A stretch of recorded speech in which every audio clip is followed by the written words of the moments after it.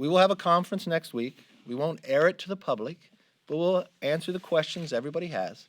This is the same leadership team with the ranking members and others that came 5 seats away from winning a majority when everybody in America thought we were going to lose 20 seats.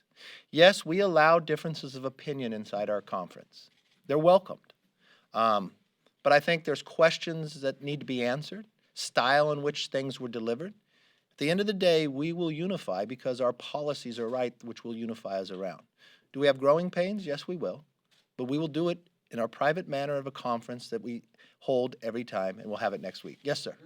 Liz Cheney to remain as conference chair, or no? Yes. Okay. I denounce any violence. Denounce it that day, denounce it now. I denounce it in the summer. I denounce what happened last night in Portland and Seattle as well. I'm very consistent.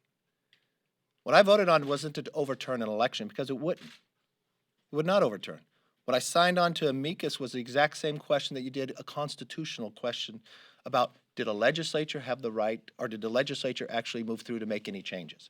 This is the same thing that has happened in the last 3 presidential elections. It's the same thing that Nancy Pelosi said on the floor when she said, this is democracy, we should debate it.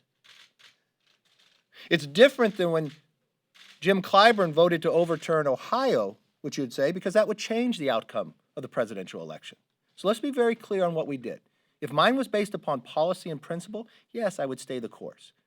I've always denounced whatever individuals did here, what they did in the summer, and what they did last night. That's un-American, that's undemocratic, and anybody involved in that should be prosecuted. I've been very, very clear about that from day one.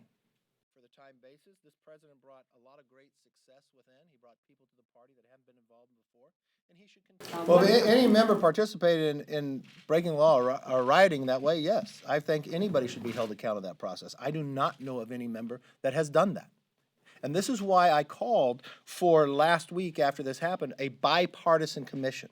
We should get to the bottom of this. There are so many questions that need to be answered. There's so many questions that I had personally as a leader. Members who are being called on to be censured, and where are you right now as far as? I have questions about this building, what I was told, what was protected, what doors could not be opened or entered or penetrated. Well, that didn't go through.